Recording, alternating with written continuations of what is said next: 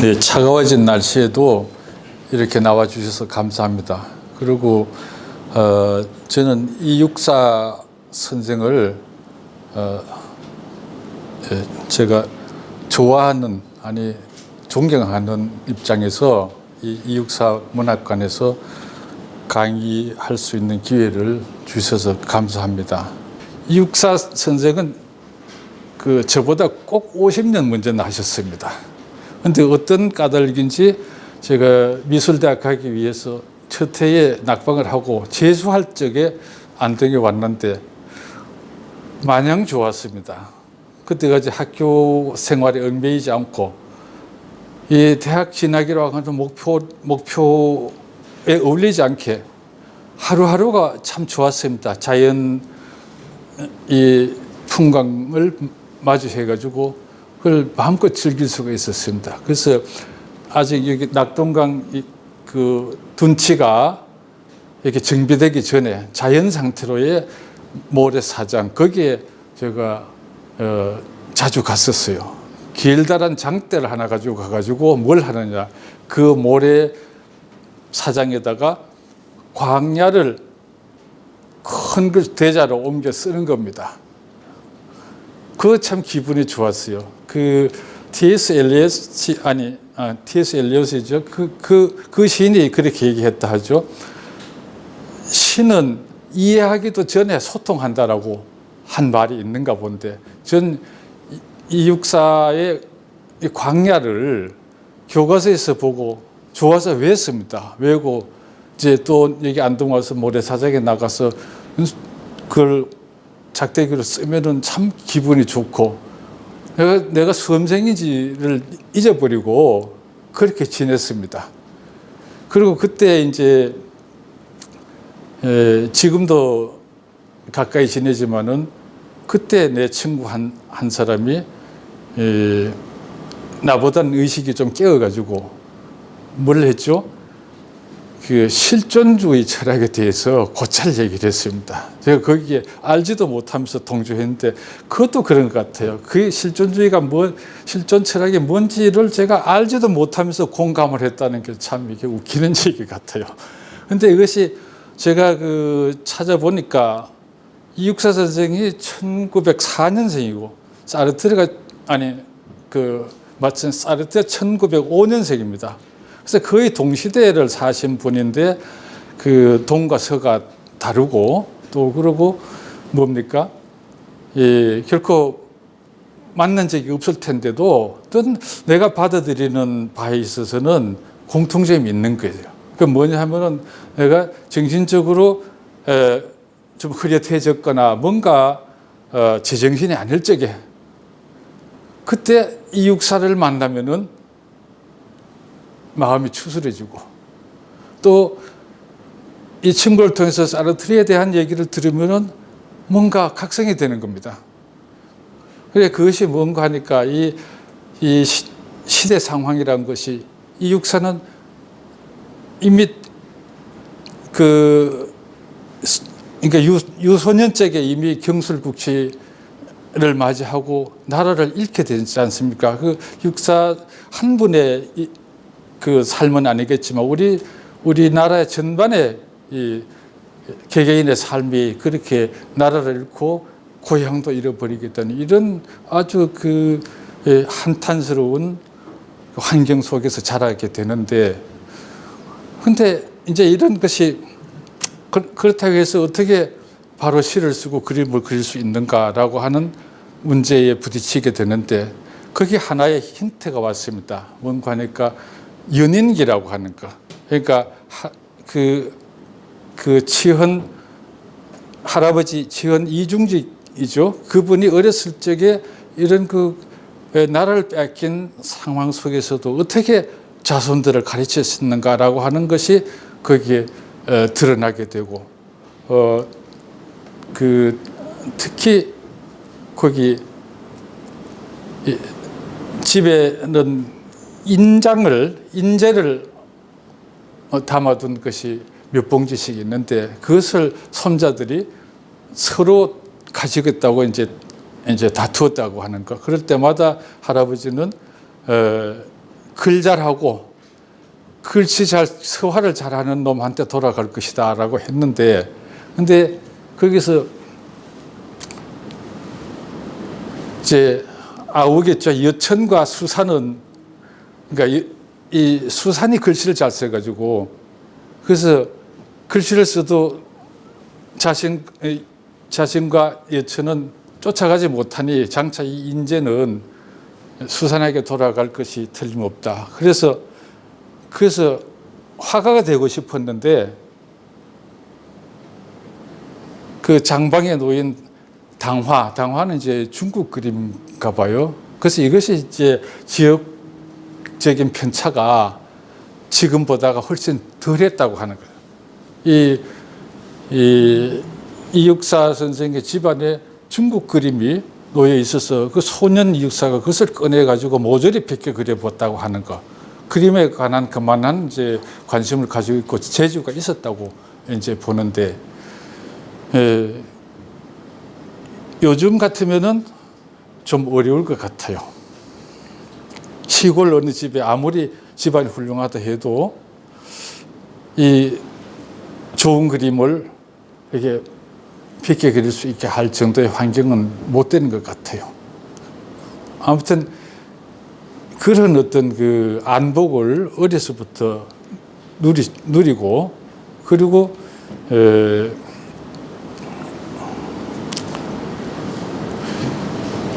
마침 이제 17세라고 이제 그렇게 기록이 되어 있는데, 대구로 아마도 형제들 가운데 세 분이 이렇게 옮겨가는 것 같아요. 그때 이제 서병호라고 하는 그 당시로 우리 한국 화단에서 아주 이름이 높은 분이죠. 이 서병호를 만나서 이제 그 수사는 글씨를 배운 것 같고, 이육사는 거기서 어떻게 배웠는지는 확인이 안 되지만 나중에 이 결과로 볼 적에는 배웠음이 틀림없다. 배우지 않고 자습을 해가지고 이게 올라올 수는 없다. 그건 왜냐하면은 먹에 대한 이해, 묵법과 필법에 대한 이해가 있어야 되고, 조형예술 기초적인 어떤 그 조형예술에 관한 기초적인 이해가 있어야 되고, 그 다음에 난초를 왜 우리가 가까이 할 수 있는 것인지에 대한 그러한 그러니까 그 난초의 상징도 이해해야 되고, 또 옛 그림 가운데 명화도 그걸 감상을 했어야 되고, 이런 문제가 있는 것 같아요.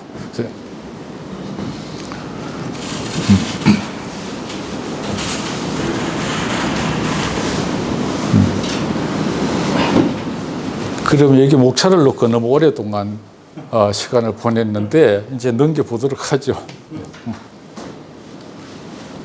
네.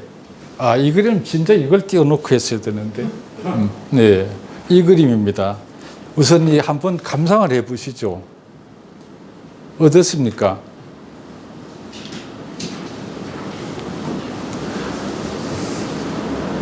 옛 그림에서 중요한 거는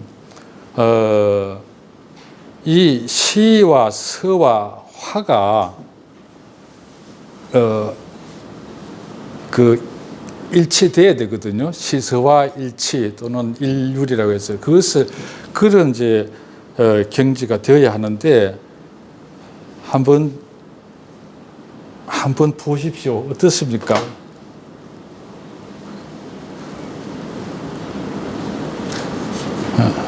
매우 그림이 개운하죠. 개운하고 망설임이 없고 기세가 있고, 그 다음에 여백이 넉넉하고, 또 대상물의 짜임새도 아주 알맞고, 이러한 것이 있는데, 이런 느낌이 드는데, 이런 그 난법이 어디서 왔는가라고 하는 것은 이제 이따가 또 넘겨보고, 우선 이 그림에 대한 느낌부터 한번 이렇게 보도록 하죠.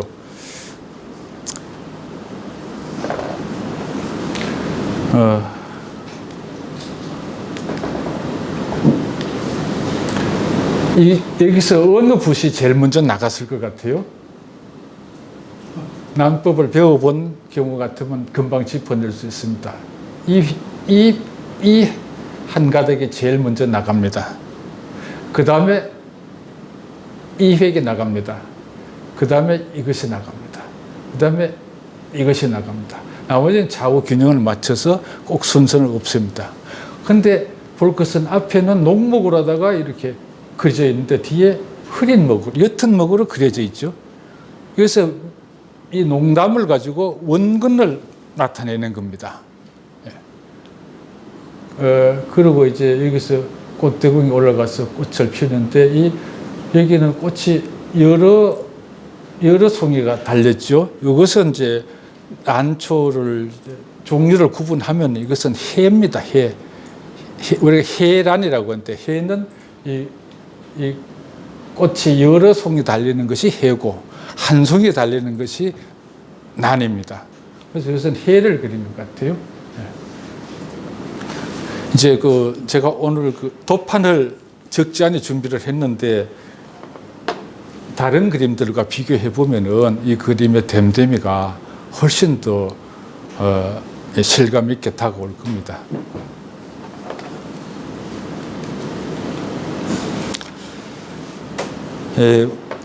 두 점의 그림이 남겨져 있는데 한 점은 그 화제가 청향가상이라고 되어 있고 오늘 우리가 알아보는 그림이 의가패라고 되어 있습니다. 여기에 대한 의의를 어떻게 풀어야 하는가에 대해서는 그 견해가 다를 수가 있고 또 굉장히 지금까지 나온 견해만 보더라도 아주 다양합니다. 다양한데 처음에 저는 여기에 많이 얽매인 바가 있었어요. 역시 독립투사의 어떤 그런 모습 이런 거를 담은 게 아니냐 해가지고 의의를 아주 너무 심각하게 받아들였었는데 제가 그 학문이 좋은 이렇게 주변의 분들을 만나서 여러분한테 물어봤습니다. 근데 너무 무겁게 보지 말아라. 그래서 의의는 뭔가 하니까 물론 이게 견해가 다를 수 있어요. 난초는 난향심리라고 그러죠. 향기가 심리를 뻗쳐나간다. 그래서 향기 가운데 뭐 가장 맑은 향기지만 가장 멀리까지 이제 이렇게 가는 맡을 수 있는 향기인데 그래서 향기를 물론 향기가 주가 되죠. 그러나 향기가 아니더라도 꽃이 아니더라도 잎사귀를 보는 즐거움이 있다. 그래서 왕이지 같은 경우는 잎사귀가 이제 성기고 빽빽하고 길고 짧고 하는 이런 소밀장단이라든가 또 그것이 그 바람결에 하늘하늘 움직이는 이런 것을 보고서 그의 초서의 필법을 터득했다고 하는 그런 일화도 있습니다. 그건 제가 공감을 하는데 그뿐이 아니고 난초가 왜 그럼 다른 중초들하고 구분이 되는가?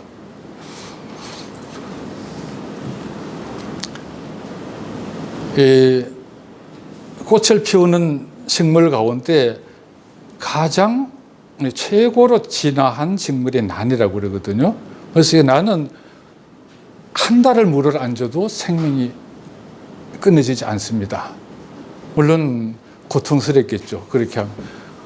그렇지만은 난 잎이라고 하는 것이 하늘거리는 것으로 보여서 연약해 보이지만 그것이 사뭇 연약한 것만이 아니고 그 속에는 철심을 박아놓은 것처럼 매우 카랑카랑하고 그 강한 느낌이 있습니다. 그래서 이것은 우리 그 한 인물을 평할 때 외유내강이라고 하는 말을 쓸 때 그래서 이 난초는 잎사귀에서부터 벌써 군자다운 품성이 느껴진다라고 하는 것이죠. 그래서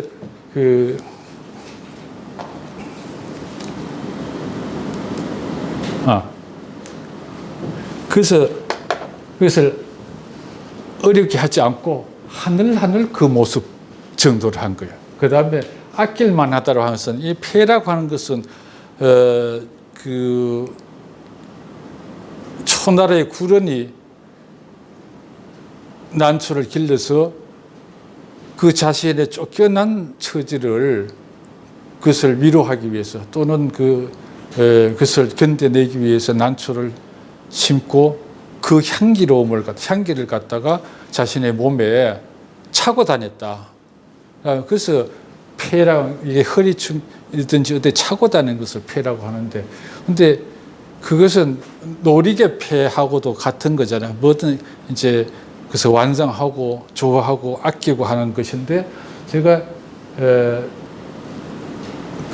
그랬습니다. 이완규가 옮겨줬다라고 해놨는데, 그게 이제 처음에는 하늘 그 모습 진일만 하라고, 진이다라고, 진일만 하다라고 한 것을 내가 고집을 좀 부려서 아낄만 하다라고 바꿔봤습니다. 그래서 여기에 대한 것은 제가 더 좋은 의견을 나중에라도 들을 수 있기 때문에 제 고집을 너무 부리지 않고 이 정도로 넘어가겠습니다.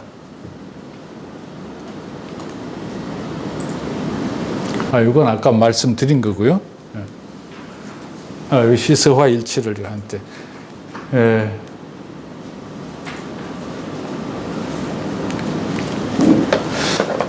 제가 미술대학에 들어가서 처음 이제 그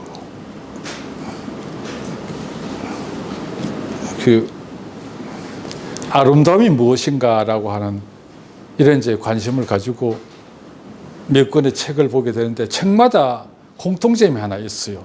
그 첫머리에 뭐냐면, 우리 이제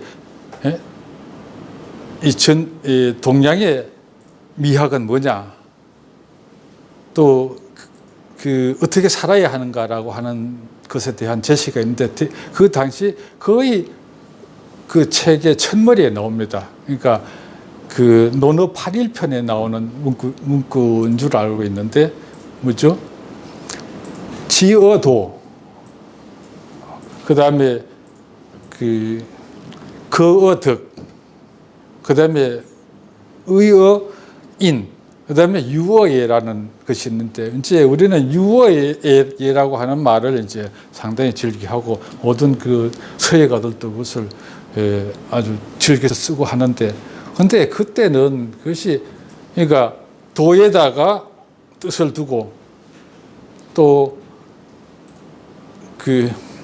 덕을 굳건하게 지키고, 그 다음에 의에 의지하고, 그 다음에 예에 논인다라고 하는 그런 이제 권고인데, 그때는 문구로만 들어오지 그 느낌이 안 옵니다. 지금 와서는 유어의 의미가 훨씬 더 이제 잘 이해가 됩니다. 뭔가 하니까 왜 우리가 도덕과 인의 예지를 실천하는 것은 매우 중요하지만은 유어예, 왜 그러면 이거 예에 놀아야 되는가라고 하는 것이 있는데, 그것이 자유공간입니다. 그것이 시를 쓰는 사람의 어떤 그 원고지든 화가의 화지든, 그것이 한 사람의 그 뜻을 마음껏 펼칠 수 있는 자유공간입니다. 현실의 구속을 벗어나가지고. 그렇게 미술 이론가들은 화가가 가지고 관심할 수밖에 없는 세 가지 그 덕목이 있는데, 그 하나는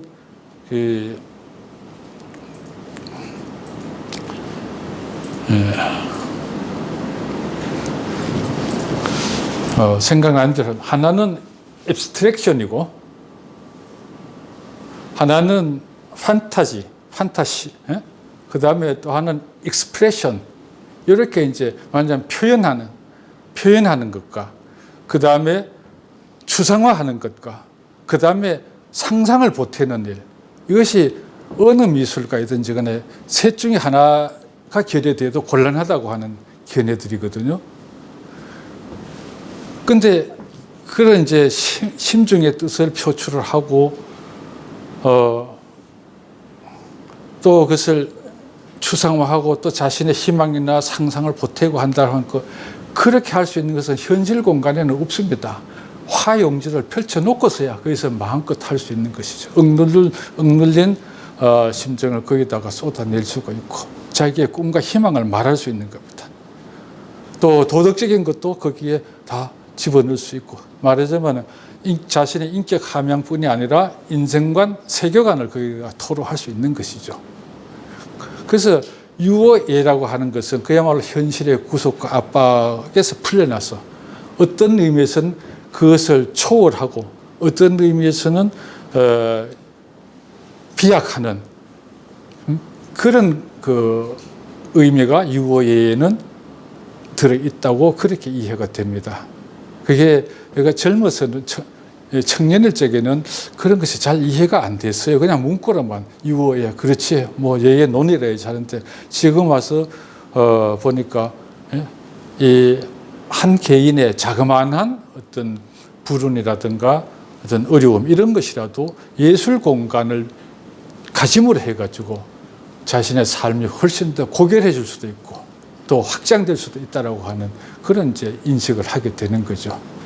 그래서 아까 이육사의 그 화가가 되고자 하는 꿈을 꾼 계기 이런 것을 얘기하면서 한 가지 그런 것을 빠뜨렸죠. 그러면은 어떻게 시인이 되고 화가가 될 수 있었느냐라고 하는 것 거기 하나 또 한 가지 힌트를 봤어요. 거기 그 신석초라고 하는 시인이 아주 절친한 시인이었던가 본데 이 그 목난도도 그한테 그려준 것으로 알려져 있어요. 근데 그 뭡니까 조선혁명 정치군사학교를 30살에 졸업을 하잖아요. 그 후에 그 다음에 1943년 그때 서울에는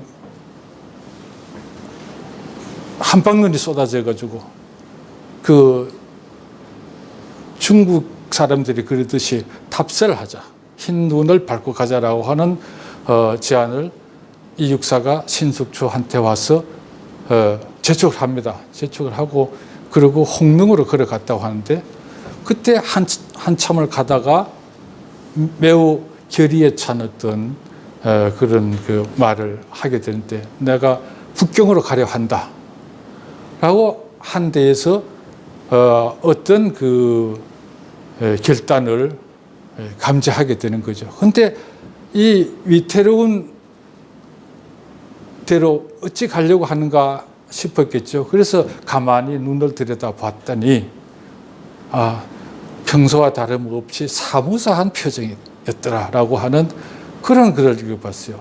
그래서 그게 저한테 와 닿았습니다. 그렇다. 이 사무사라고 하는 것, 생각함에 사특함이 없다라고 하는 이것은 보통 우리가 불우한 환경에 처하거나 또는 곤란을 겪고 하면은 사람이 나쁜 마음을 가질 수도 있는데 그것이 아니고 그것을 벗어나서 문제티끌이 없는 그런 깨끗한 마음을 가지고 있다고 하는 것이 얼마나 중요한가라고 하는 생각을 퍼뜩 하게 됐습니다. 그래서 그 한 대목만 보고서도 이육사는 필시 시인이 되고 화가가 될 수밖에 없었겠구나라고 하는 이제 그런 생각을 해보게 됐습니다.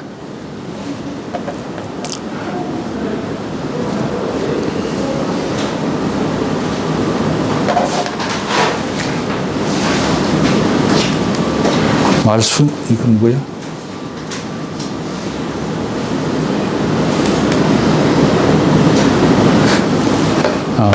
이건 제가 매우 조리가 없게 듬성듬성 대충 이야기를 했는데 이미 제가 하고자 하는 말을 그 키워드를 이미 흘렸기 때문에 지금 제가 새삼 얘기할 흥이 좀 떨어지네요. 그리고 제가 말하지 않아도 다들 잘 알고 계신 부분이라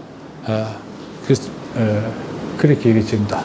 그 시혼이라고 하는 것을 그 사무사한 마음. 그래서 이제 그건 뭐 공자가 시 300을 두고 한마디를 하면 사무사다라고 했던 거 뭐 누구나가 알고 있는 얘기인데 그 다음에 그 또 한 구절이 나오는데 뭐죠?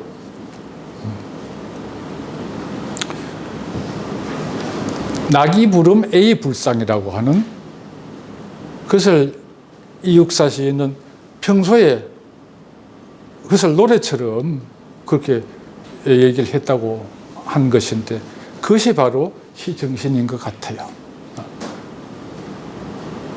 즐거우나 지나치지 않고 슬프나 상하지 않는다라고 하는 그것이야말로 현실 세계의 고난을 뛰어넘을 수 있는 마음 바탕인 것 같아요. 그것이 밑받침해주고 있었기 때문에 시도 쓰고 그림도 그릴 수 있었다. 그런데 이분이 나라를 위해서 목숨도 내놓았던 분인데 또 실제로 순국하신 분인데 그러면 그런 그 결단은 어디서 나오는 건가? 저는 그것도 미루어서 이런 마음결이 뒷받침해주고 있는 분이다. 제가 설명할 수 있는 그 언어가 좀 부족한데 할아버지 이중직 이 손자들한테 가르쳐 준 거 글 공부는 물론이고 강가에 가서 말도 달리게 하고 또 꽃밭에 꽃도 가꾸게 하고 이렇게 했던 것이 요즘 말로 하면은 그 어린 손자들한테 정서 교육을 듬뿍 이렇게 베풀어 주신 게 아닌가. 이런 것이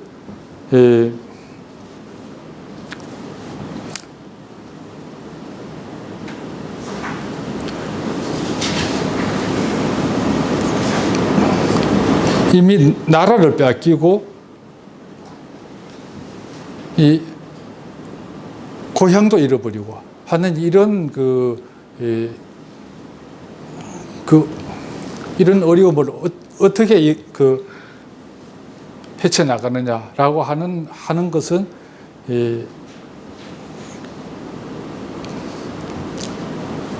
불의한 것에 맞설 수 있는 것. 다시 말하자면 우리가 불운과 불의를 맞닥뜨려 가지고 이것을 헤쳐가는 자세가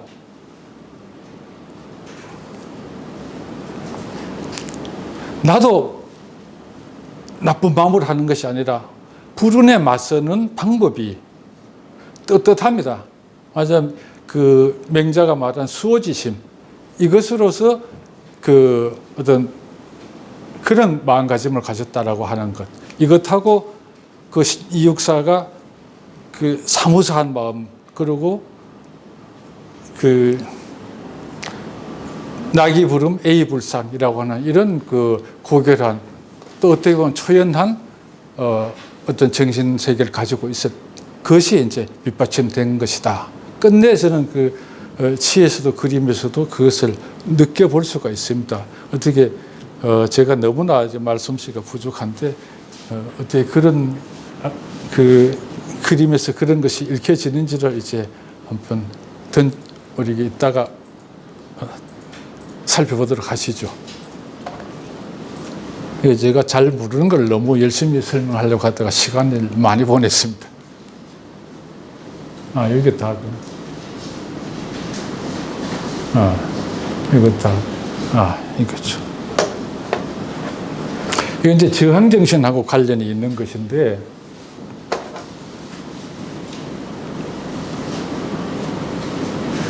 정사초라고 하는 이는 원나라의 화가인데 이 민족에게 나라를 뺏기고 그랬을 적에 난초를 그릴 때 여기 땅이 없는 뿌리가 없는 난초를 그렸다고 해가지고 이제 뿌리 없는 난초 이것으로서 이제 저항 정신을 이제 드러냈다라고 하는 거예요. 여기 이 시가 한 수가 있는데 여기서부터 이제 향내부수 문희황 이렇게 나오는데 여기 있습니다. 향내부수 문희황 여시하인 뭡니까? 도차향 미유하전 개비공 그 다음에 만천부종 고형향 이게 접대에 머리 숙여 시황에게 물었다네. 그대는 이 시기에 이 고을에 오셨는가? 그림 앞에 오기 전에 코를 벌렁거린 걸 하늘 가득 떠도는 오랜 향기 때문일세. 이렇게 좀 이제 옮겨지는데, 그러니까 이 난초가 가지고 있는 향기, 이것이 이제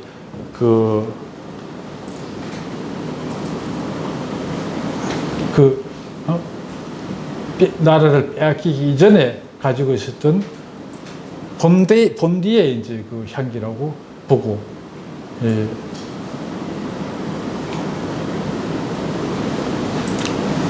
지금은 이제 이게 뿌리가 없는 이런 난초이지만은 그 향기는 본디부터 이렇게 하늘에 가득했다라고 하는 얘기를 하는 거죠. 이게 주사 김정희 요 그림을 왜 남비에 뒀는가 하면은, 이거 정사초의 그림에 있는 똑같은 식구를 여기다가 적어 놨습니다. 주사는 남의 시를 얻어다가 쓰는 경우가 매우 드문데, 이것은 이제 그만큼 난초를 그린 데 있어서는 정사초의 그 어떤 그 저항 정신이 그만큼 큰 울림을 가지고 있다라고 하는 반증이기도 합니다.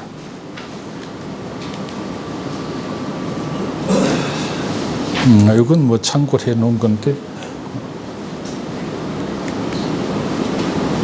이제 추사의 난법. 이게 이제 석제 서병호의 난입니다. 그건 이제 이쪽에 해놨죠.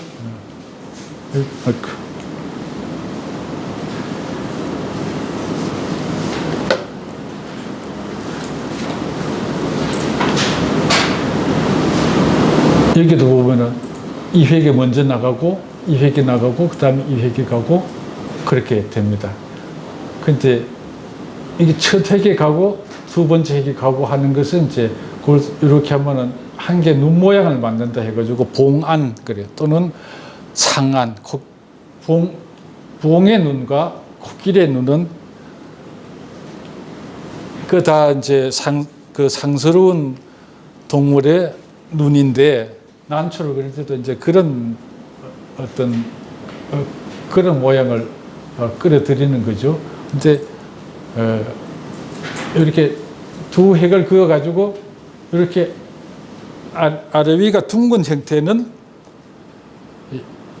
그 상안이고, 둘 다, 그러니까 하나는 이렇게 되고 또 이렇게 되면 이게 봉안이 되는 겁니다. 그건 관계가 없이 이렇게 될 수 있고 저렇게 될 수가 있어요. 근데 이제 난법에 대해서 좀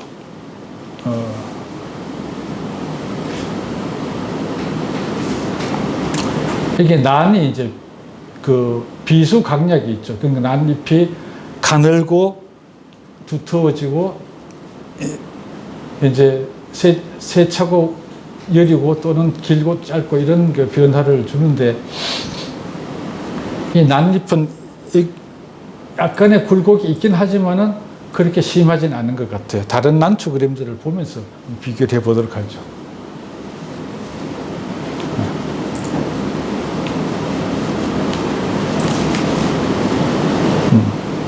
이거는 석파 이항의 난초인데, 기유공자 불릉초 소창상대 독이소, 이소라고 하는 것은 그 이소경 구런의 그 시를 말하는 거죠.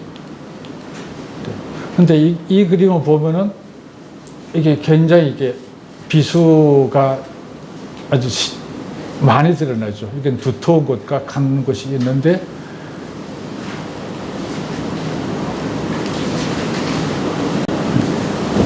그 석재 나는 보면은 그런 것이 좀 덜하고, 이것은 그 비수가 많이 드러나죠.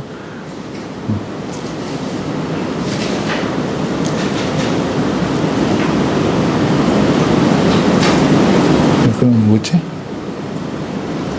이건 뭐 소창상대 독이소라고 하는 것에 그걸 출처를 찾아본 거고요.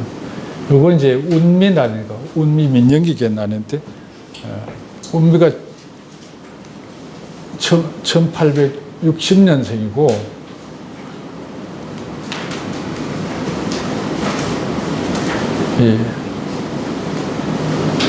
석재가 1862년생입니다. 근데, 죄송합니다.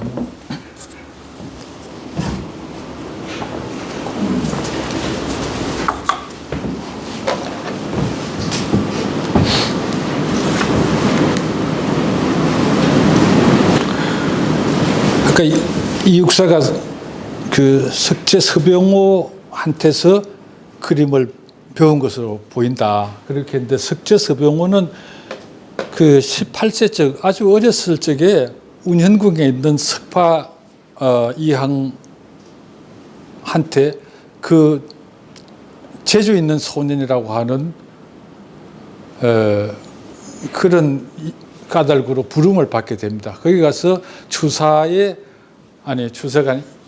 그 대원군의 그 운영국에 머물면서 대원군의 난법을 이제 바라보게 됩니다.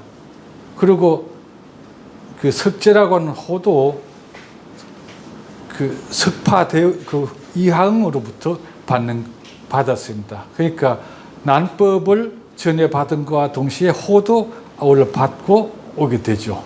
오게 되고 그 다음에 이분도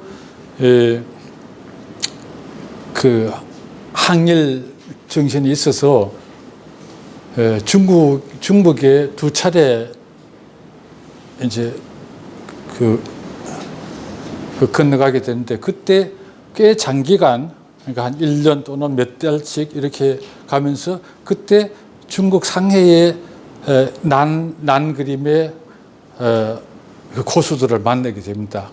그때 누구를 만나냐면은 그 민영익은 그게 뭡니까? 을미사변 그렇죠? 그걸 해서 그 상해로 망명을 가게 되죠. 그때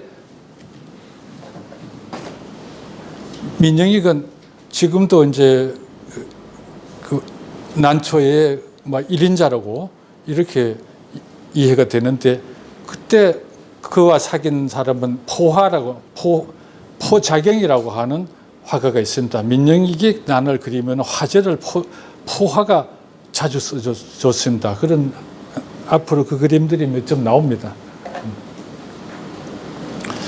그래 이제 이하응은 석재서병호는 대원군한테 부름을 받아서 그래서 난법을 익히게 되고 익히게 되는 그 난법에 대한 어떤 그 깨우침을 이제 가지게 되고 그 다음에 중국에 가서 운미 민영익으로부터 당대 제일의 그 기량을 접하게 됩니다. 그러니까 근데 이제 그 당시에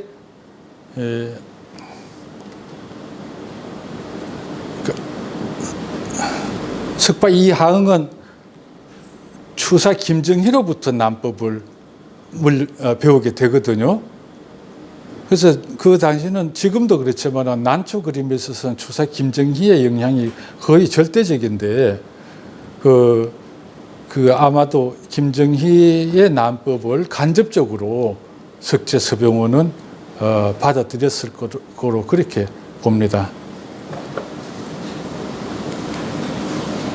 여기 이제 민영익의 난인데 여기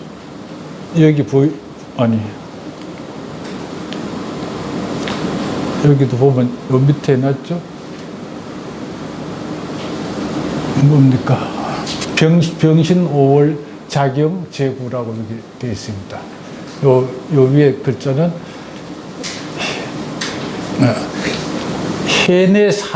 해내 사란인 소 당어 해외 구지 군가 능보 진체 묵향 노역 풍지. 그러니까 해내에서, 그러니까 중국에서는 난을 그리는 사람이 적다면 드물어서, 그러니 당연히 해외에서 구할 수밖에. 그대가 능히 그 요체를 깨달았으니 깨달았도다. uk향, 그러니까 노엽 풍지, 그러니까 이슬에 젖은 잎사귀와 풍지, 바람이 흘리는 지는 뭐 난초의 지가 따로 있을 것 같지 않고 꽃대를 말하는 것 같아요. 그런 잎사귀와 꽃대의 uk향이 감돈다, 이런 정도의 뜻인 것 같아요. 그래서 이것은 이 포화가 그 민영익보다 훨씬 더 연령이 높습니다. 그리고 중국에서 이미 이름 있는 화가이고, 서병호도 그 포화로부터 대나무 그림을 그려받아가지고 옵니다. 그러니까 그 석재 서병호의 그 교유 관계를 이렇게 짐작해 볼 수 있습니다. 그러한 석재를 만나서 그림을 배웠을 것으로 보이니까 이 이육사의 난초 그림은 이렇게 해서 익혀진 것이라고 그렇게 볼 수 있겠습니다. 여기 민영객이 나는데 이거 화면이 굉장히 조그마한데 이건 더 크게 하니까 이게 화수가 깨져가지고 안 되겠어요. 그래서 근데 여기는 뭐 이게 수석정장 소작이라는, 이게 수석적인 자신을 말한 거죠. 근데 여기는 보면 뿌리가 드러나 있습니다. 이것을 가지고 노근난이라고 그럽니다. 뿌리가 드러난 것도 역시 만국의 서름을 갖다가 이렇게 표현한 것으로 이해가 됩니다.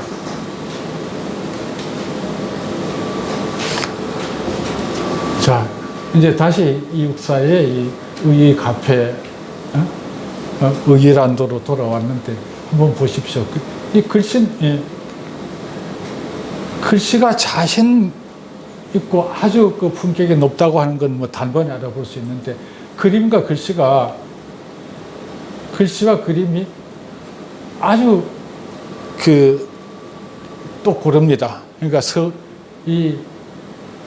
서화가 일치가 되고 있고, 여기는 뭐냐, 아까 이육사의 시혼이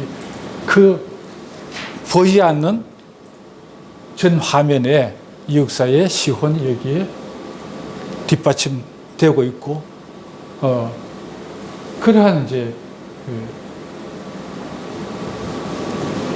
이육사의 시혼이 곧 어떤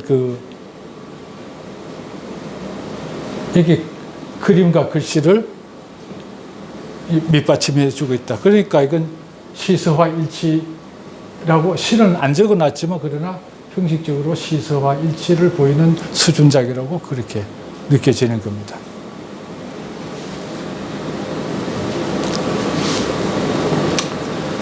이거는 추사의 그림인데요. 추사의 그림을 보면 그 잎사귀가 굉장히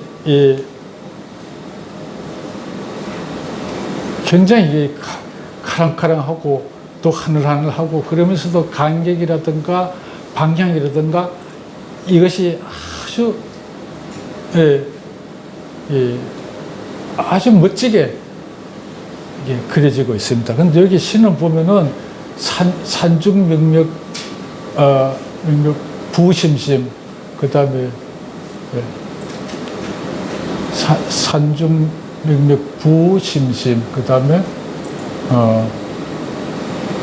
맥두홍심 여소심, 그 다음에 뭐죠? 욕기 일지,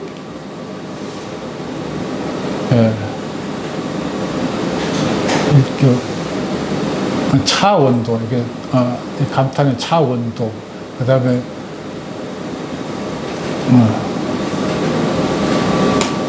노안향댕 도여금 이렇게 돼 있는데, 요거는 중국 18세기의 난초의 1인자라고 할 수 있는 정판교의 실을 여기 옮겨왔습니다. 그러니까 이 자존심 높은 추사조차도 그 아까 정사초의 그 그림에서 식구를 따오고 또 이 뭐죠?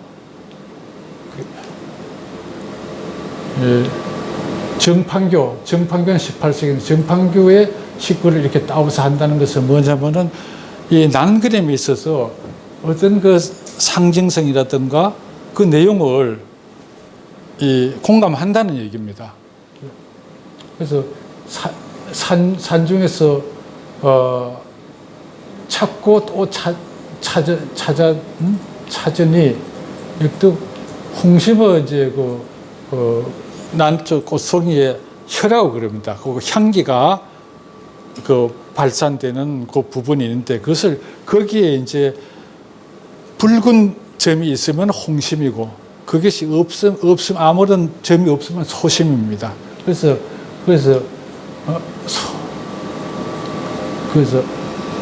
홍심과 소심을 또 찾았네. 그래서 욕기 일지 차원도 이 한 가지를 한 가지를 붙여 보내고자 해도 이게 길이 멀어서 안타깝구나 이런 뜻. 그다음에 노한 향냉 도여그 그래서 이슬은 차고 향기는 이슬과 향기가 차가워서 차가운데 도여금 여기에 이르렀구나. 이거 제가 좀 한문 실력이 신통치 않아서 안 넘기는 게 오히려 나을 것 같습니다. 이게 정판교의 그림인데 아까 본 요 내용을 그대로 여기 옮겨온 겁니다. 그러니까 난법이라는 것은 난치는 방법뿐이 아니고 그 상징성이라든가 그 내용을 이렇게 영향받는다고 하는 것, 또 이렇게 교감이 되면은 그것을 그대로 함께 쓴다고 하는 것을 볼 수 있습니다. 예. 이것이 역시 추사 김정희의 난법인데, 그러니까 이육사는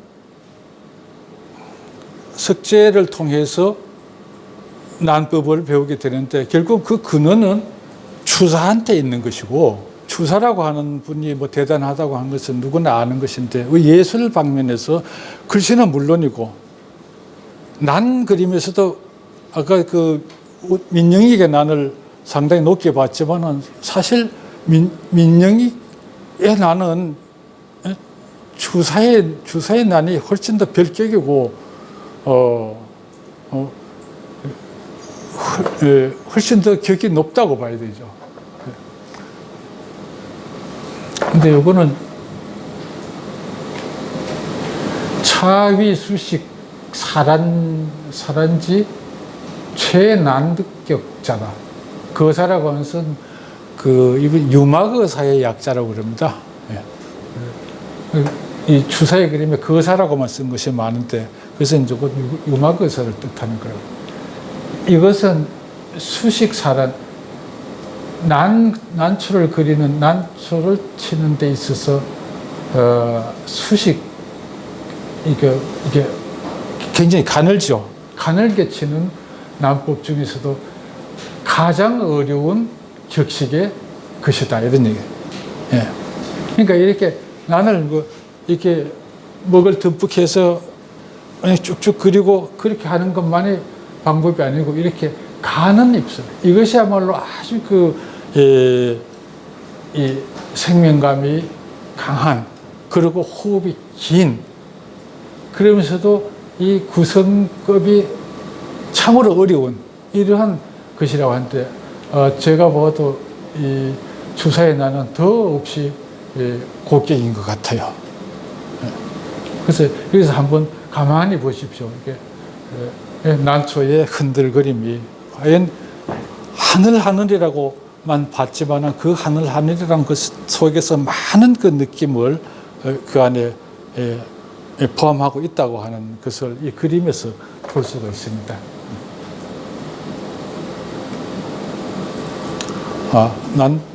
난법에서 먹색하기 전에 난법에서 그 주사보다 앞서에서도 일단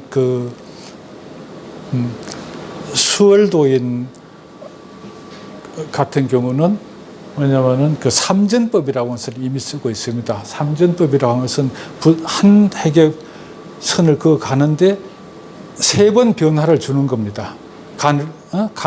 두터웠다가 가늘었다가 이런 3번, 그게 꼭 3번만 아니고 2번일 수도 있고 3-4번일 수도 있고 이렇게 되는 겁니다.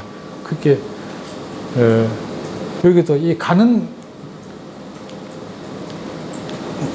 필의 가운데서도 이 강약이 있고 이 폐계 방향이 다 다르고 그래서 전체 이것이 비록 난 한 폭이지만 이것이 차지하고는 공간감이라고 하는 것은 거대한 공간을 끌어들이고 있습니다. 우리 그림은 이제 여백의 미라고 하는 것은 이제 누구나 알고 있는데 특히 이런 데서 보면은 몇 가닥 되지 않는 이런 피력 속에서 여운이 감돌게 하는 것, 이것이 아주 그 고격이라고 볼 수가 있죠. 피력을 많이 가해서 그리는 것은 쉬운 겁니다. 왜냐하면 조작이 되고, 그래서 주사가 난법에 그 요결로다가 제시한 게 뭔가 하니까 나는 난초는 자기 자신을 속이고서는 그릴 수가 없다. 그래서 자신의 정신세계가 거기에 아주 그대로 고스란히 배어들게 해야 된다고 하는 것인데, 그래서 자신을 속이지 않으면 남을 속이지도 않는 것이죠. 이것이 이제 난초 그림의 어떤 정신적 바탕, 그 여운을 끌고 오는 그런 바가 된다고 하겠습니다. 그래서 그런 점을 한번 살펴보시면 좋겠습니다. 다른 그림을 볼 때 잎을 두텁게 그린 것하고 가늘게 쳐나가는 것하고의 차이를 한번 느껴보시는 게 좋을 것 같습니다.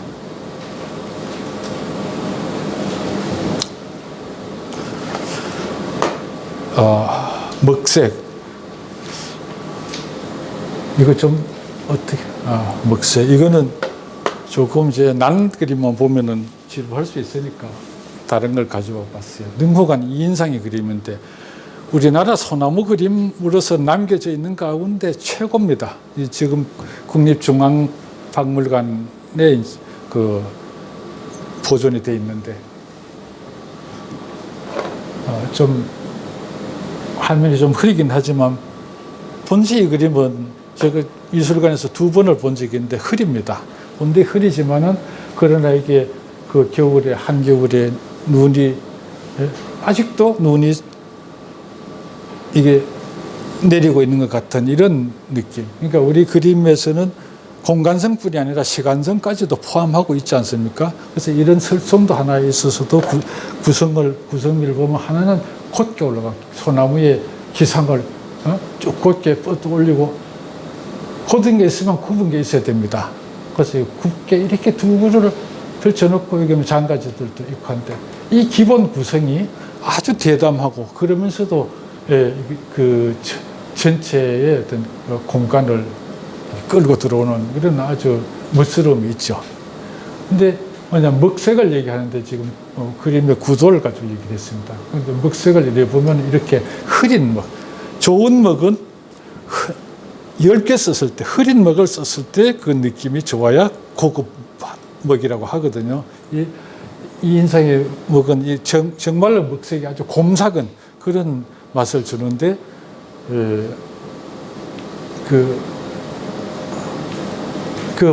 이 그림 앞에 서면 먹색 하나만 가지고도 그렇게 아주 우리를 침잠하게 하고 빠져들게 합니다. 이건 좀 아직도 생존해 있는 화가입니다. 제가 제 스승격의 대선배님의 그림인데, 우현 송영광 선생의 그림이죠. 여기 야명 주호라고, 이건 낮주자의 그 속자라고 합니다. 야명 주혼. 밤에는 밝고 낮에는 어둡다. 그러니까 뭐 풀이를 제가 굳이 할 필요는 없겠습니다만 먹만 가지고 그린 그림의 예를 이제 보는 거죠. 요 그림의 크기는 이렇게 되는 거죠. 네. 이건 중국 20세기 최고의 화가 제백석이죠. 제백석의 그림인데 이거 뭡니까? 병아리 아닙니까?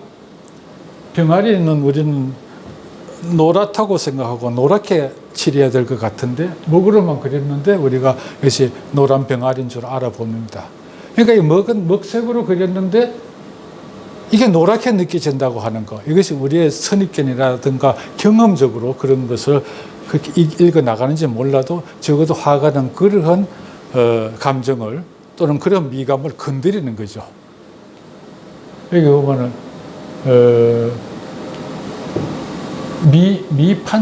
미판 자웅이죠. 웅자가 있는 거 보니까 미판 자웅.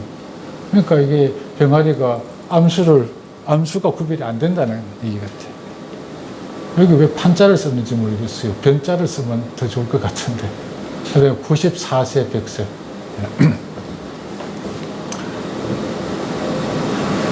먹색을 얘기하는데 그러면 소동파의 붉은 대나무에 관한 얘기를 하나 소개할까 하는데요. 그러니까 소동파는 대나무 그림을 잘 그리기로 유명하죠. 그때 어느 그는 이제 지방관이기도 했었는데 그 삼권을 다 가지고 있잖아요. 어느 그 붙잡혀온 제수한테 물었어요. 어떤 까닭으로 왔는가 하니까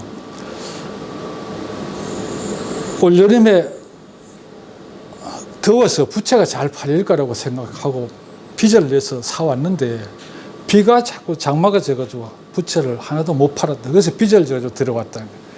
그래, 그게 사실인가 보자 하니까 정말로 그 부채가 재료가 잔뜩 있거든요. 그래서 그것을 거기다가 대나무 그림을 그려줬더니 그게 다 팔려가지고 이 사람은 빚도 갚고 죄수로서에서도 풀려났다고 하는 일화가 있습니다. 그런데 이렇게 유명한 소동파이기 때문에 이번에는 그 천금을 들여서 비단을 한 필 가지고 온 이가 있었는데 그래 그 비단을 놓고 가라. 내가 어느 날 그림을 그려주겠다 해서 그래 때가 와서 불렀어요. 그림을 가지고 가라. 와서 이 부탁한 사람은 아주 사색이 됐어요. 왜 그런가 하니까 대나무가 붉게 그려진 주먹이 있거든요. 붉은 물감으로 그려놨으니까 내가 원한 게 아니다 말이죠. 그럼 어떻게 그려줘야 되는가 하니까 대나무는 검게 먹으러 그려줘야 될 거 아니냐라고. 그래 자네 말 잘했다. 뭐냐. 그럼 대나무가 어디 까맣던가?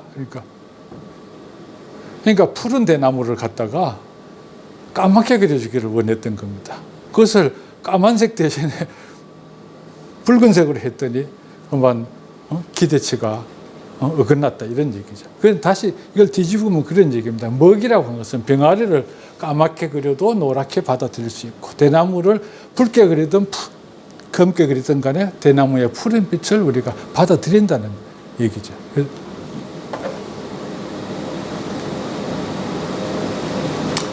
이건 잠깐 읽어볼까요? 너무 글씨가 작아서 요거는 뭐죠? 이번에 글에서 이렇게 써놓은 그거를 그대로 따온 겁니다. 먹빛의 검은색을 현이라 하는데 우리 하늘천 따지 하잖아요.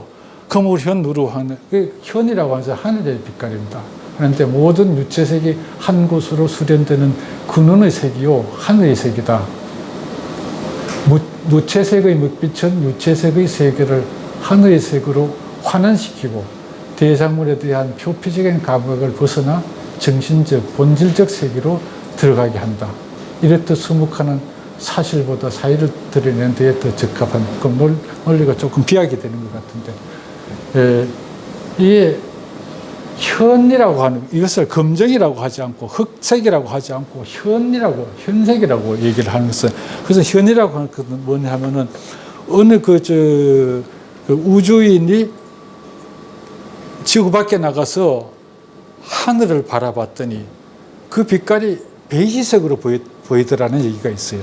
뭔가 이제 우리 안동말로 하면 베이지색이라면 허연 누르그무리한 빛이거든. 그렇게 보였다고 하는데, 근데 우리 하늘색이라고 하는 것은 밤하늘의 빛깔, 밤하늘의 그 검푸른 빛깔, 또 그것은 깊이를 가지고 아득한 깊이와 광활한 넓이를 가지는 그런 하늘의 빛, 이것을 상징한다고 우리가 받아들인 겁니다. 먹색을 이렇게, 그래서 먹색을 모든 빛깔, 유채색, 무채색 다 통틀어 가지고 먹색을 가장 근원적인 빛깔, 모든 색이 거기서부터 나온다.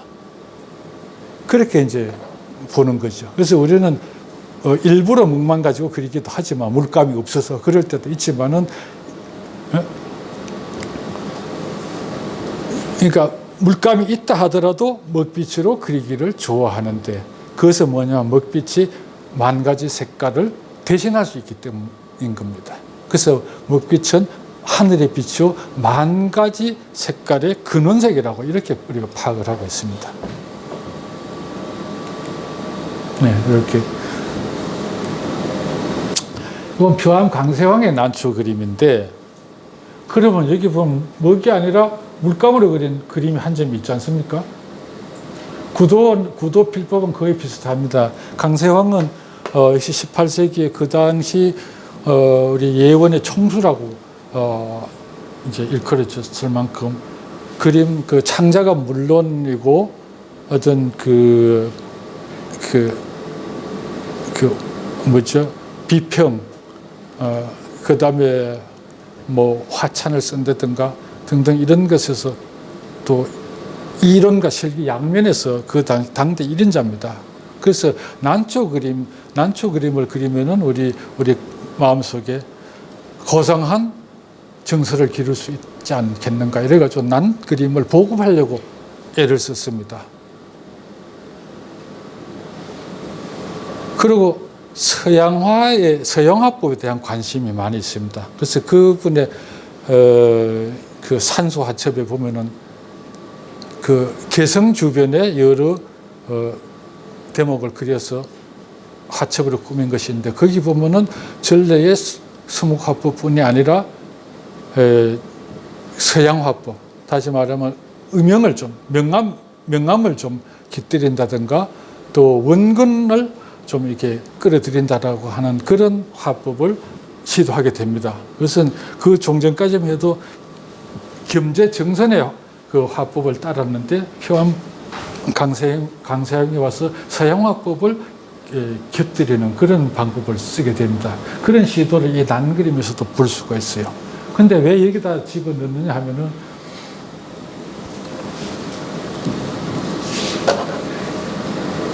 이 그림은 뭔가 실제로 어떤 눈앞에 실물을 보는 것 같은, 좀 더 그런 느낌이 드는 거, 이쪽은 조금 관념적인 것으로 보이죠. 그러니까 이것은 훨씬 더 사실감이 느껴지고, 이것은 좀 관념적인 것으로 이제 느껴집니다. 제가 보는 것처럼 뭐 여기 오신 분들도 그렇게 여겨집니까? 네. 네.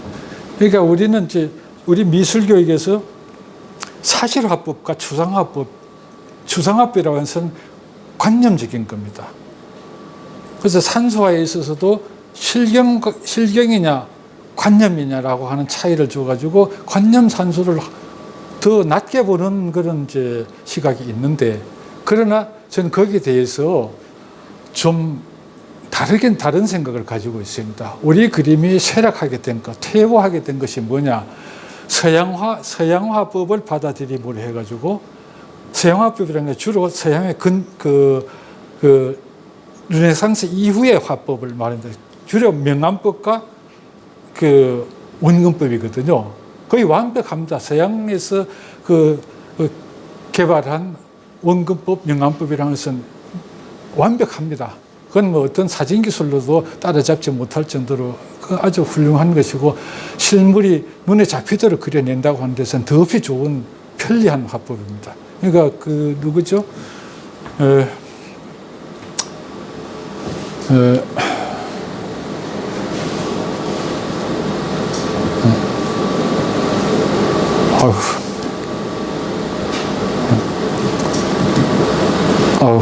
생각이 안 나지?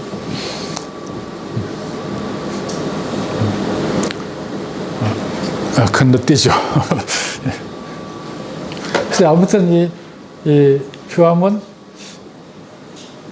이것도 자신의 이게 창안입니다. 그 종전에 난을 그린다면 그냥 뭐 덮어놓고 대나무든 아니든 뭐든 먹으로만 그리는데, 이렇게 실물을 좀 더 가까이서 보는 것 같은 사실화법 쪽에 관심을 기울였습니다.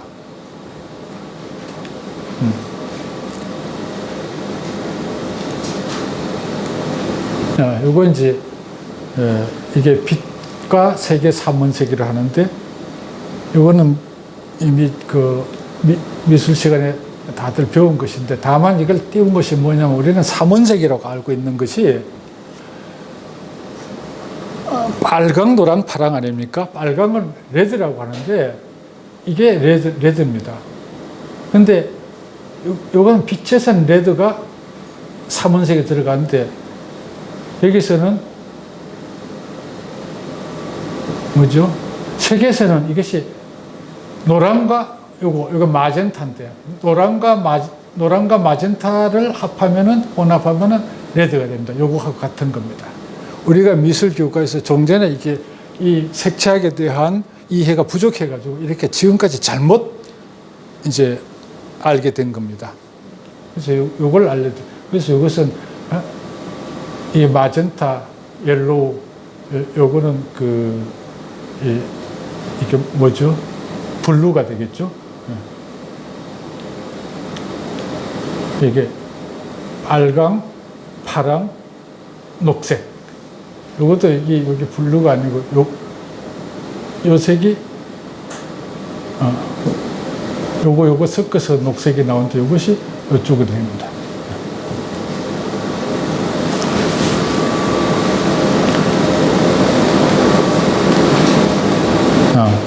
산과 형과 산을 그렇게 말씀드렸는데, 이게 겸재정선의 그림인데, 우리는 이런 그림을 추상화라고 해요.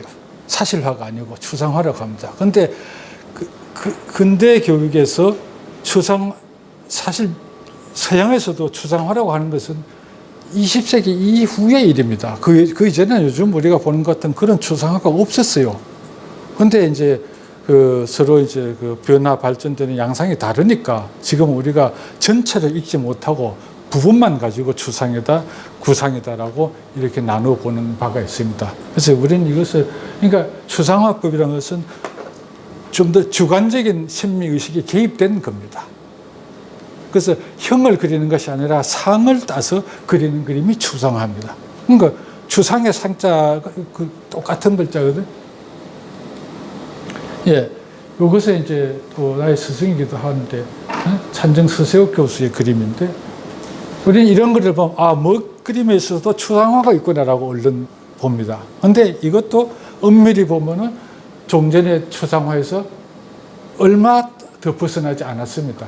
그러니까 이건 뭐냐면은 아무 형상이 없는 것 같지만은 여기에 스크름을 짜고 있는 사람들이 어깨를 이렇게 맞잡고 이렇게 군무를 펼치는 그런 것에서 이미지를 따온 거거든요. 얼른 알아볼 수 없는 것이지만 그 안에는 추상 속에는 구상적인 요소가 역시 들어있다. 그래서 우리는 구상적인 것과 추상적인 것, 사식적인 것과 관념적인 것, 이것을 둘로 딱 나누어가지고 하지 않고 그것을 통합해서 하나의 이미지, 하나의 상으로 그려낸다고 하는 것이 우리 수목화의 전통 화법입니다. 난초 그림에서도 마찬가지입니다. 여기도 이것을 보면 얼른 보면 사실화지만은 그러나 이 보면 이게 추상화되어 있습니다. 그러니까 추상이라는 것은 여러 사물들의 개개의 속성을, 공통된 속성을 따가지고 하나의 새로운 관념을 만들어내는 거라고 볼 수 있잖아요. 그러니까 이것은 우리 한국 산천의 많고 많은 산들의 모습을 이런 모습으로 요약해낸 겁니다. 그러니까 이 화가의 주관적인 심상인 것이죠. 이런 것도 마찬가지입니다. 이게 이건 내용이 재밌죠. 우리 남녀가 저거 하던 때에 내외하던 때에 그림인데 참 이런 여기에도 시 한 수 적어 넣지 않았지만 이 안에는 시심이 들어있죠. 그러니까 이게 이육사의 의란도 안에 시심이 들어있다고 하는 것은 이 그림하고 마찬가지로 보시면 될 것 같습니다. 이건 제 그림인데 여기도 똑같은 얘기를 하고 이게 연꽃 그림인데 연꽃 그림을 여기서 명감법과 원근법 이런 것을 벗어나서 제 주관적인 심상을 그려낸 것이라고 말씀드릴 수 있습니다.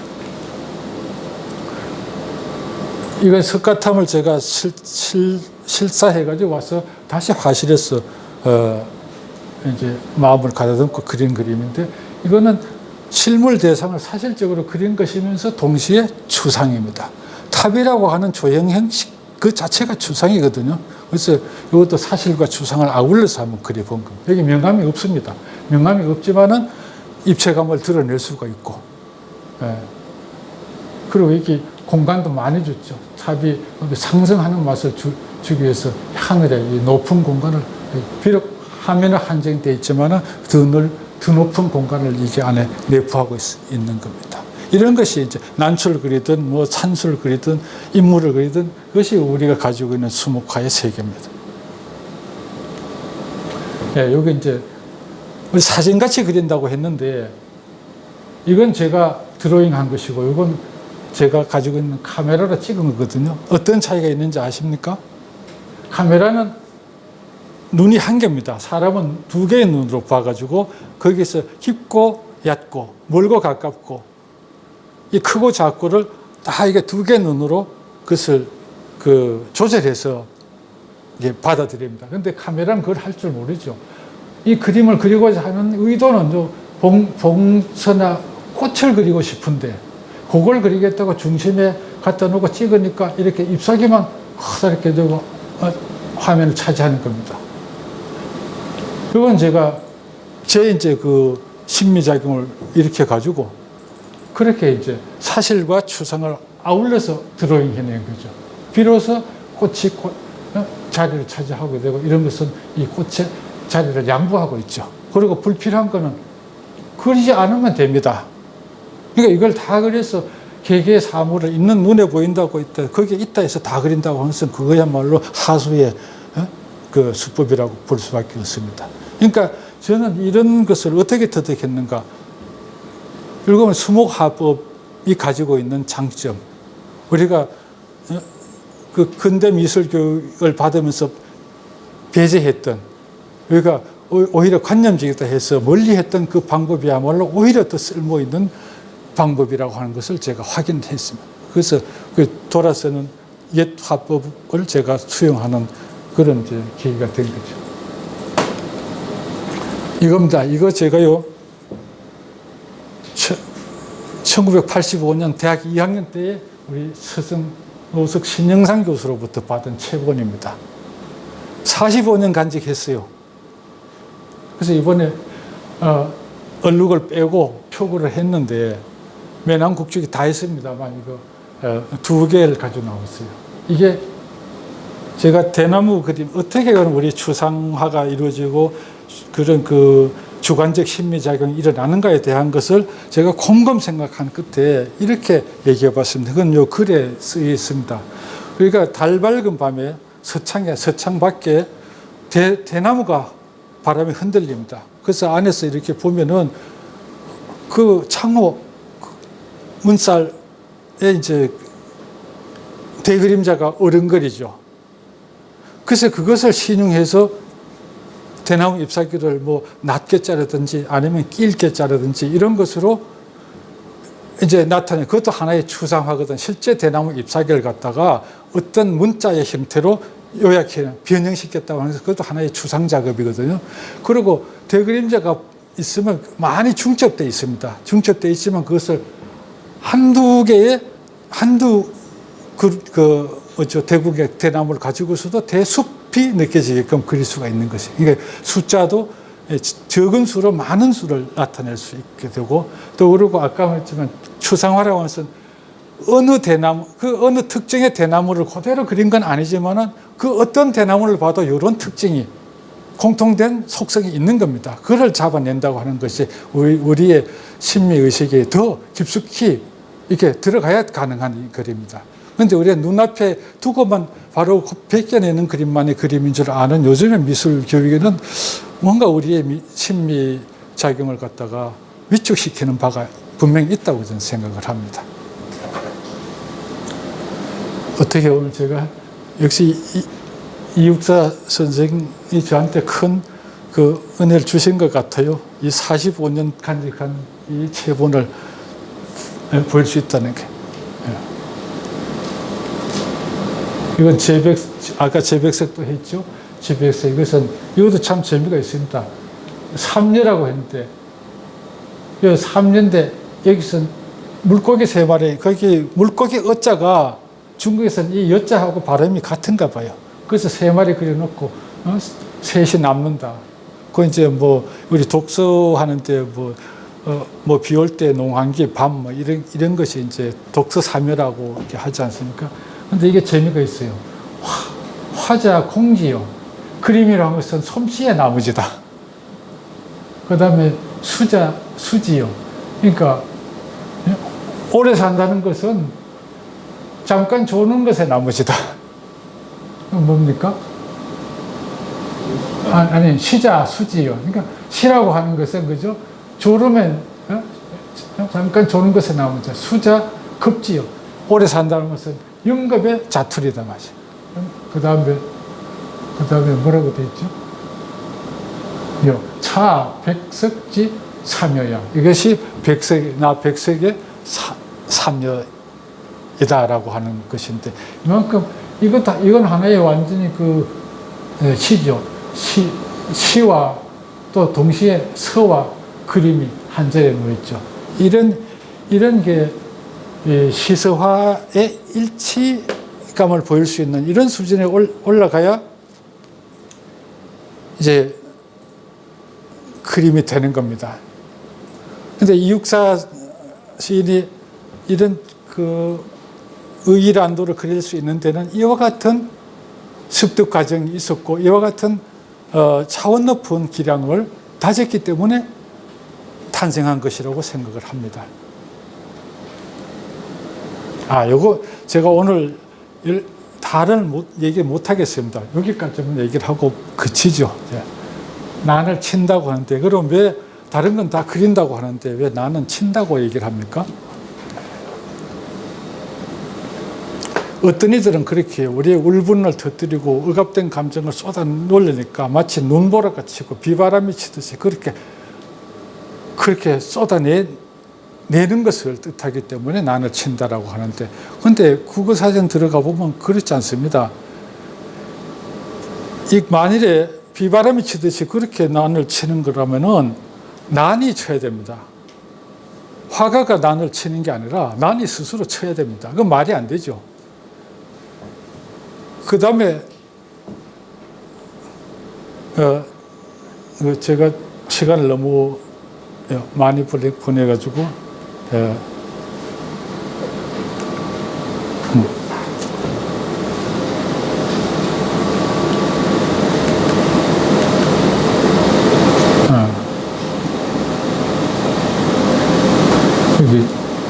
여기 있습니다. 6번째는 돗자리, 멍석, 가마니 따위를 틀로 짜다 인데, 이것은 다만 일손으로 되풀이하는 생산 행위를 말할 뿐이다.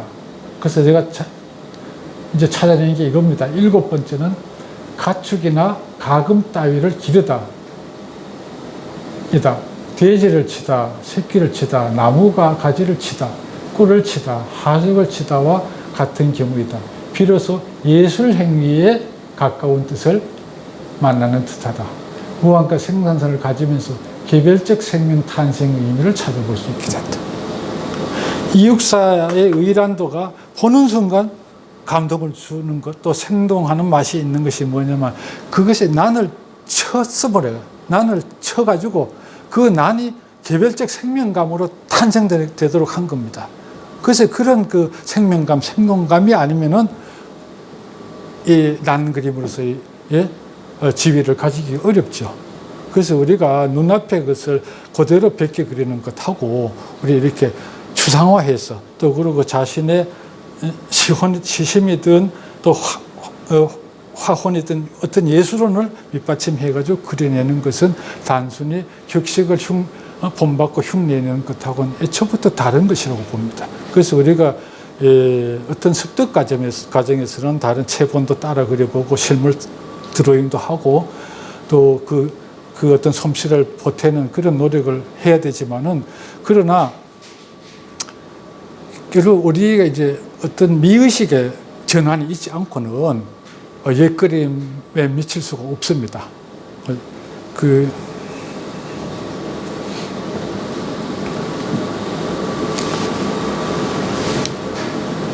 그래서 이제 추사는 이렇게 얘기를 하죠.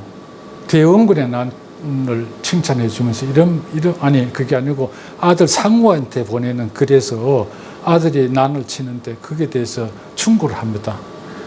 이게 맨손으로 호랑이를 잡을 수도 없고 앉은 자리에서 그 용을 붙잡을 수가 없다. 그러니까 묵난도 하나를 치는 데는 자신을 속이지도 말아야 되고, 그리고 이런 수련 과정도 거쳐야 되고, 그러면서 그 시심과 화혼이 밑받침돼야 되고, 그리고 그것이 우리가 그것이 국난이든 아니면 개인 사회 어려움이든지 간에 그것을 극복하기 위한 하나의 그런 위안 또는 벗으로서 의미를 갖게 해서 난을 친다고 하는 것은 그 아끼는 마음이 아니면 될 수가 없고, 그래서 그런 그러니까 결코 이 역사의 난은 그냥 그 앉은 자리에서 붙잡은 호랑이는 아니라니. 그런 단 두 점밖에 남아있지 않지만은 우리가 그런 것에 대한 어떤 이해를 좀 해볼 수 있지 않겠나 생각이 됩니다. 지금, 이거 추산안이 참 준비한 것에 반도 얘기를 못했네. 이 추산안에 이걸, 여기서도 역시 이게, 그러니까 난법이라고 한 것을 익히지만은 그것을 독자의 난법으로 이렇게 탈바꿈할 수 있는 능력. 여기는 보면 있습니다. 부장나는 20년 우연사출 성중천 평원영역 심심처 차시음악 불이선. 이게 추사가 난을 자주 그리지 않았습니다. 나중에는 대원군한테 그리라 하고 안 그랬습니다. 그런데 난 그림을 그리지 않은 지가 20년인데 우연히 그 진면목을 그려냈다. 문을 닫아 걸고 찾고 한 곳이 이것이 바로 유마의 불이선의 세계가 아니겠는가, 이런 얘기를 한 겁니다. 이거 한 장 가지고도 이게 2시간 얘기가 가능한 건데, 일단 이런 아까 제가 말씀에 조리가 없어서 그런데 이제 이렇게 잘 이렇게 봐주시면 좋겠어요. 일단 추사의 난법이라는 것은, 추사는 우리나라에서 서예 그림, 난법, 그 다음에 전각, 고증하기는 이런 건 물론이고, 하여튼 이런 데에서 후대의 화가들이 따라잡지 못하는 그런 세계를 가지고 있는데, 그것은 뭐냐면 그 기법 때문만이 아니라 그의 독창성 때문이라고. 그리고 뭐냐면, 그 한 붓을 놀리면 그것이 새로 태어나는 한 세계가 되도록 한다고 하는 그러한 것을 우리가 정신적으로 본받아야 될 것 같습니다. 이걸 봤던 거고, 민영이가 난, 다시 추사. 난초의 상징을 제가 전혀 얘기를 못했는데, 난초 상징은 그냥 국향이다, 또는 저항정신이다, 또는 군자향이다, 등등 이렇게 일컬어지는데, 그런 제가 글을 쓴 데 보면은 뭐 지루하리만큼 제가 그렇게 일글 해놨습니다.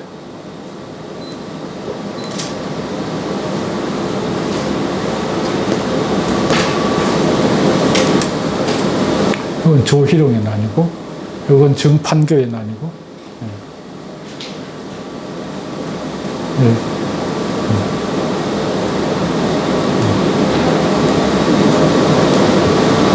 이건 오창석의, 중국 오창석의 난이고, 이건 또 재미로 하나 넣었습니다. 그림이 어떤 것인가라고 하는. 우리나라에 없는 난이. 이것은 이징의 응나나. 그 다음에 수월도인 임희지의 응나나. 간략하죠. 여기서 삼전법이,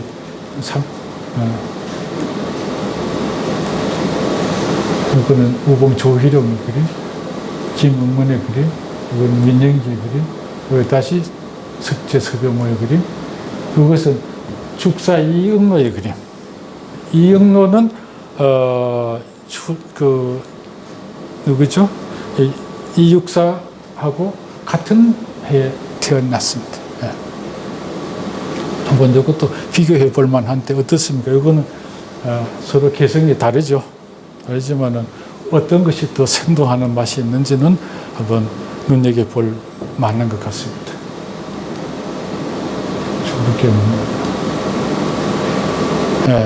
정판교가 탄생하기 이전에 석도라고 하는 이 거장이 있습니다. 중국 난그림의 최고봉에 오른 화가라고 볼 수 있죠.